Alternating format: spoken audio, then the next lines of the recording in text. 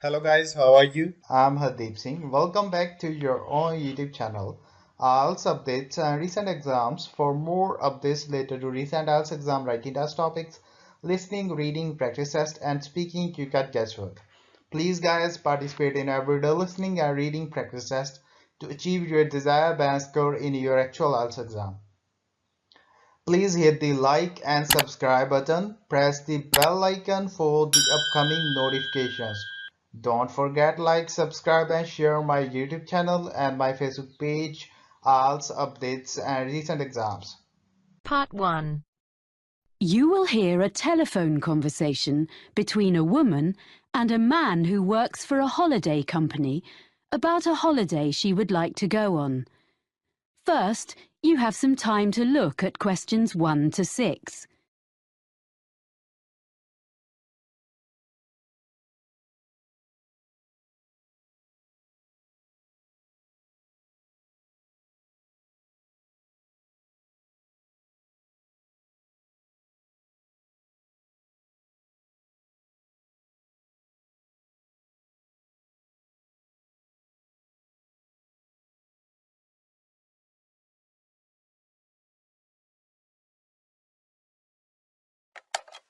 Holidays for you. Sean speaking. Can I help you?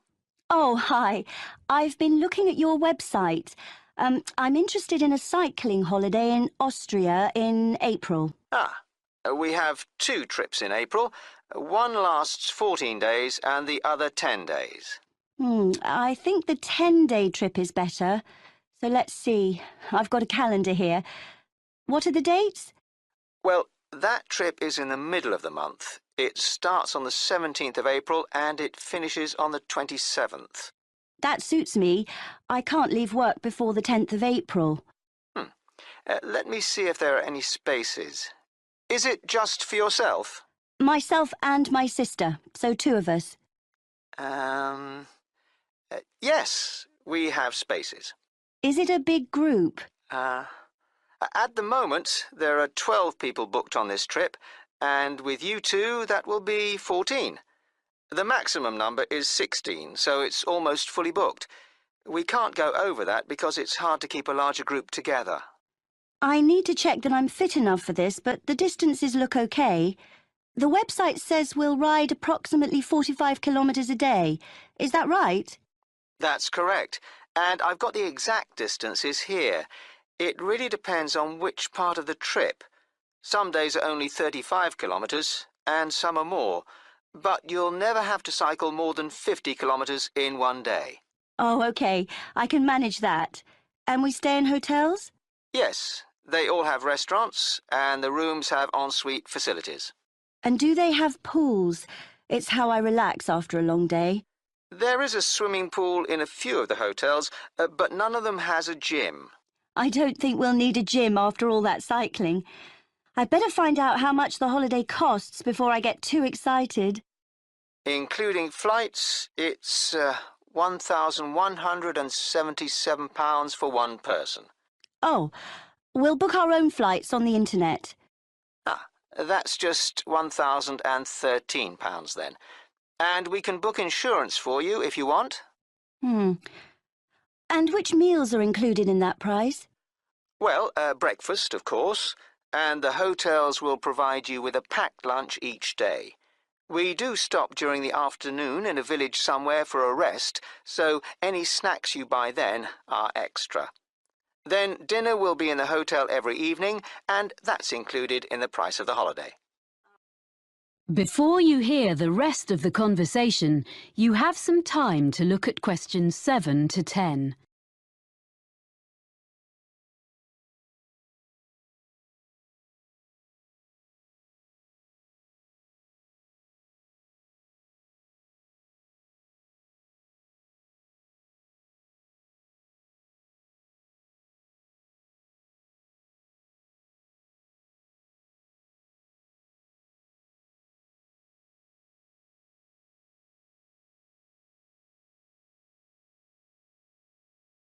And you provide the bicycles, of course. What else? A lock and a bell come with the bike, as well as lights, although you shouldn't need to cycle in the dark. There's a small bag, or pannier on the front of the bike where you can put the things you want to take with you during the day, like water or fruit. But we won't allow you to cycle unless you bring a helmet. We don't provide these locally because, like walking boots on a walking holiday, it's really important it fits properly. OK.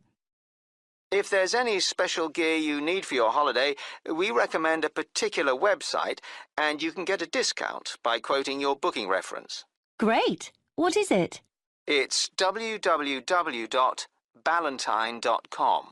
That's all one word, and I'll spell it for you. www.ballantine.com. Good. I've got that down. I've been looking at your website while we've been talking. I see we cycle along the River Danube. Yes, it's one of Europe's most well-known areas for cycling. It looks fascinating. Lots of beautiful countryside and things to see. I should warn you that we do reserve the right to make some alterations to the route if the weather is bad. Some of the tracks sometimes get very muddy. OK. Well, hopefully it won't rain too much. I know we stop in towns and villages, but do we get a chance to look around? Because I'm really interested in history. Oh, yes, you get opportunities to explore. Is there something in particular you want to see? There's a theatre in a town called Grine. A friend of mine went there last year and said it was amazing. Let's see. Yes, there's a guide who'll take you round the building. We don't have any other tours arranged, but you can visit several castles and museums on the holiday. Well, thank you for all that information. I'd like to book that then. Right. Well, I'll just... That is the end of part 1. You now have half a minute to check your answers.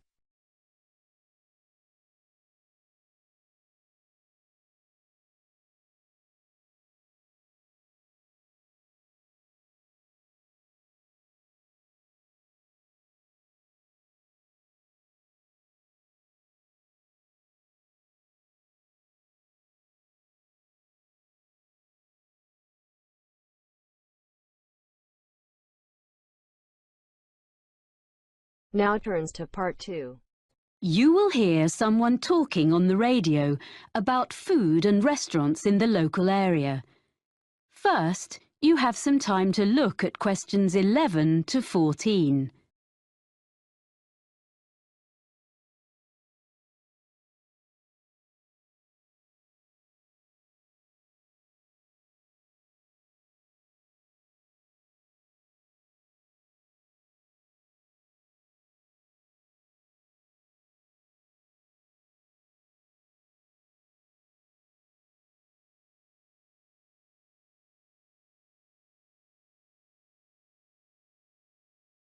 Now listen and answer questions 11 to 14. And now we have our Know Your Town section, where we look at what's on offer in our area. Today, John Munro is going to tell us about local food and eating out. John. Well, most of us buy our food in supermarkets these days, but we're very lucky having a wonderful market here. It was originally on the piece of land in front of the cathedral, but at the beginning of the 20th century, it was moved to a site by the river. When the new shopping centre was built in the 1960s, it found a home beneath the multi-storey car park, where it still is, but there are plans to move it back to its previous home by the river. The market is now open 6 days a week. On Tuesday to Saturday, you can buy fresh fruit and vegetables, meat and cheese from the area, as well as a whole range of imported produce. But if you come on a Sunday, you'll find a different market, where craftspeople sell what they have made, things like bags, cards, clothes. During the week, there are a few stalls selling more everyday utensils like saucepans and cleaning products alongside the fruit and vegetables. As well as one new stall selling antique furniture, which is proving to be very popular. People often ask what our local dish is. As we're by the sea, they expect it to be some kind of fish recipe.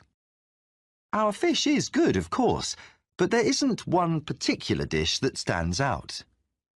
What we do have is an apple cake that isn't really made anywhere else. There's a new cafe in the high street, Barton's, which bakes them fresh every morning and serves them with delicious homemade ice cream in a choice of flavours. Now, the harbour is obviously the place to buy fresh fish. Every morning there's a stall where local fishermen sell a selection of the day's catch before the rest goes to London or abroad. They've been doing that for as long as anyone can remember, of course. But the harbour itself looks very different from a few years ago. Most of the restaurants used to be at the far end, but that part was redeveloped and the restaurants had to relocate to the other end. Many of them are simply the old ones in new premises, but a couple of new ones have opened recently, so there's a good range now, both in the harbour and the town itself. I'm now going to give you my top 6 places to eat in different parts of the town. Before you hear the rest of the talk, you have some time to look at questions 15 to 20.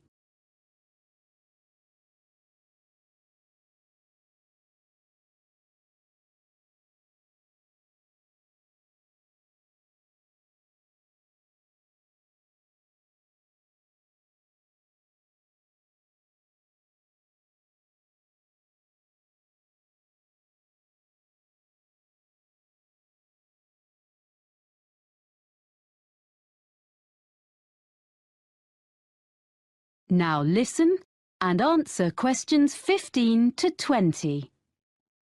So, number 1 for me is Merivale's, which is in one of the busiest parts of the town leading down to the harbour. It's in a side street, so it doesn't look out over the water, but it's very close, so you can take a walk after your meal and find one of the cafes with live music. At Merivale's, you can enjoy delicious fresh fish and seafood. The friendly staff offer very attentive service and a really enjoyable evening. The Lobster Pot is on the main road going down to the harbour, so it also misses out on the sea view, but the food makes up for that. It serves a huge range of fish and seafood, as well as vegetarian and meat dishes, so there's something for everyone.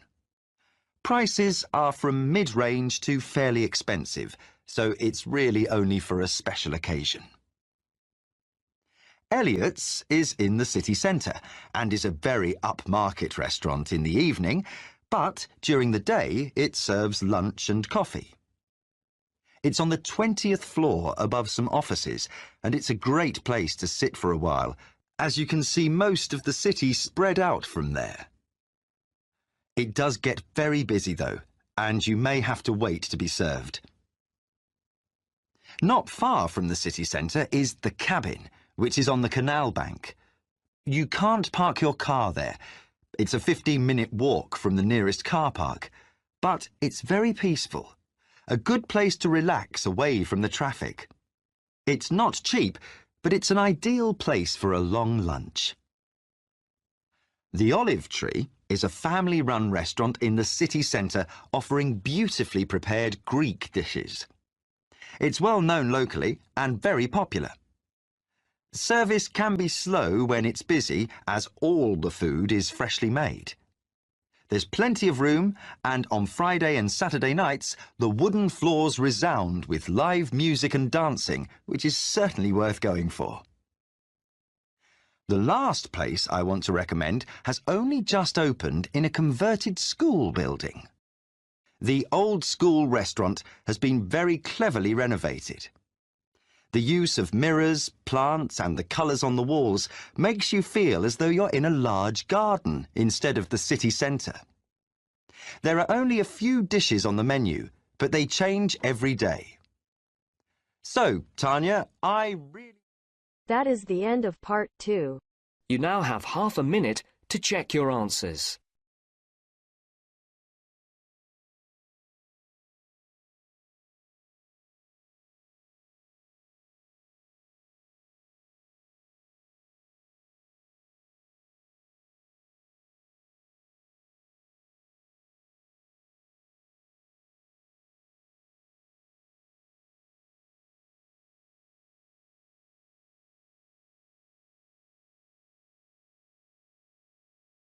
Now turns to part 3.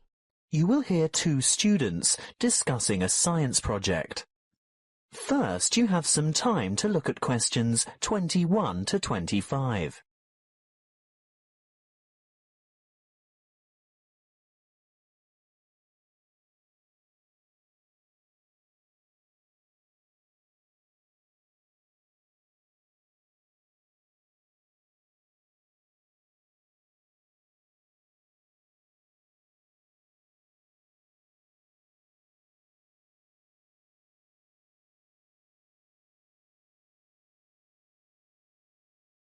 Listen carefully and answer questions 21 to 25. Hi, Julia. Hi, Bob. Thought about the science project yet?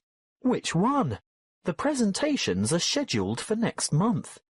The experiments that you and I are working on to demonstrate density, buoyancy, and the compression of gases. That'll be complicated. Well, it's not supposed to be. It'll be part of the Making Science Simple series that's being showcased next year, and we have to be ready to demonstrate by the end of next week. Oh, well, simple, you say? Yes, not just the concept, but the materials too.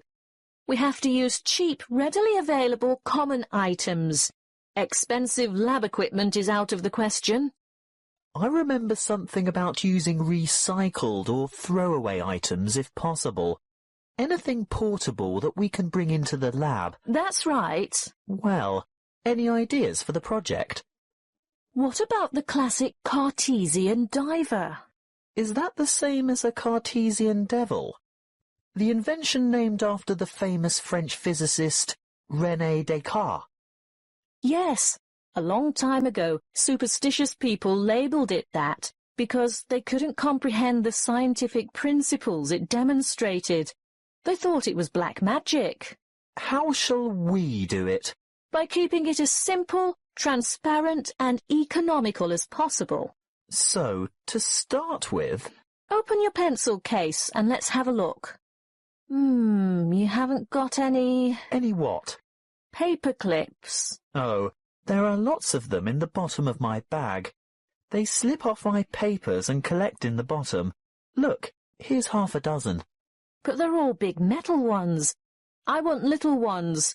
Small, vinyl-covered multicoloured ones. Oh, I've got one or two of them too. Great, and if we look around, especially on the floor, we're bound to find a few more. See? Here. What else do we need? A small rubber band. Well, I've got one of those in my pocket. No, not that kind. Let's go and ask Tara. Why? Those really small coloured bands for making ponytails are ideal. Hey, Tara? Yes? Have you got any spare rubber bands, like the ones you fasten your hair with? Oh, heaps. A whole packet full. Help yourselves. Terrific. So far, it hasn't cost us anything. What now? Let's go and rummage through the recycling bins beside Joe's mini-market. What for? We want a 2-litre plastic soft drink bottle with lid. Hey, I draw the line at sorting through other people's rubbish, and we're also not likely to find one with a lid. Well, go into the store and buy 2 litres of soft drink. What flavour? It doesn't matter what kind of drink you get. Just make sure it comes in a clear PET bottle. Where are you going?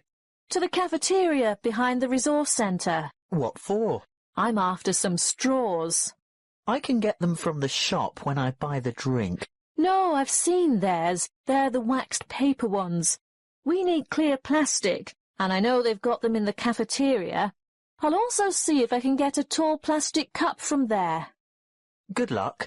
Meet you back here in 5 minutes. Maybe longer because I want to go over to my locker and get a wire coat hanger. Before you hear the rest of the conversation, you have some time to look at questions 26 to 30.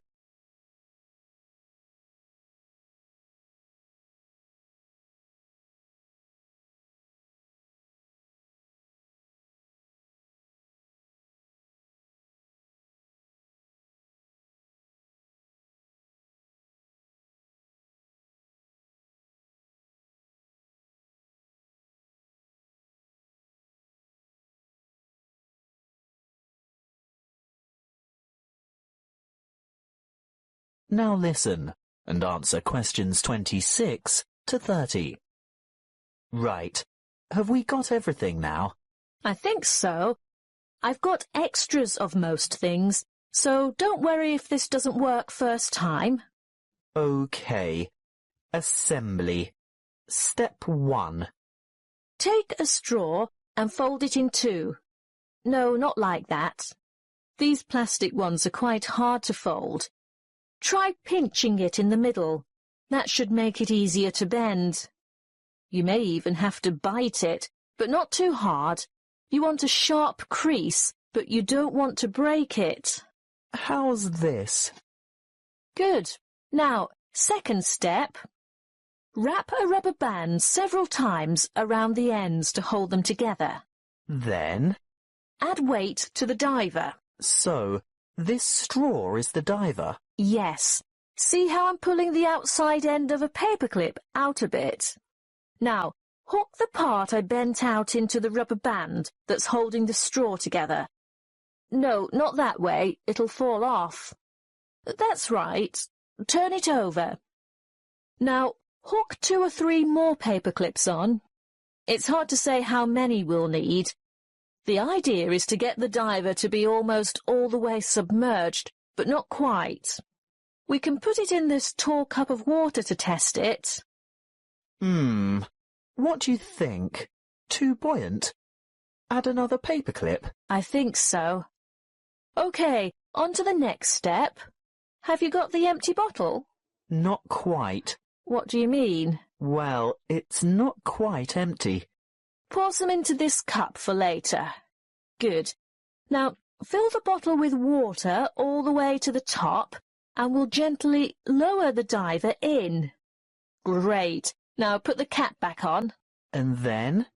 The final step is the demonstration of our experiment. You will see that when I squeeze the bottle, the diver sinks, and when I let it go, the diver rises. When you squeeze, the air bubble trapped in the straw compresses and the water rushes in, making it heavier, so it sinks. And the reverse happens when you release the bottle. What's the coat hanger for? Oh, that. If our experiment didn't work the first time and our divers stayed on the bottom, we'd have had to fish it out with a piece of wire or a hook of some kind. It's best to be prepared. That is the end of part 3. You now have half a minute to check your answers.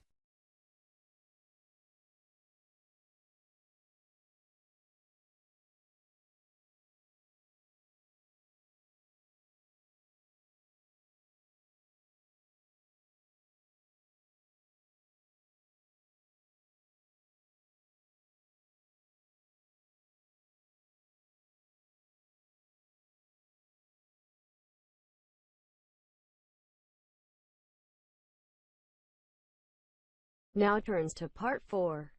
You will hear a lecture by a healthcare researcher to students of health science about the results of a survey on yoga in Australia. First, you have some time to look at questions 31 to 40.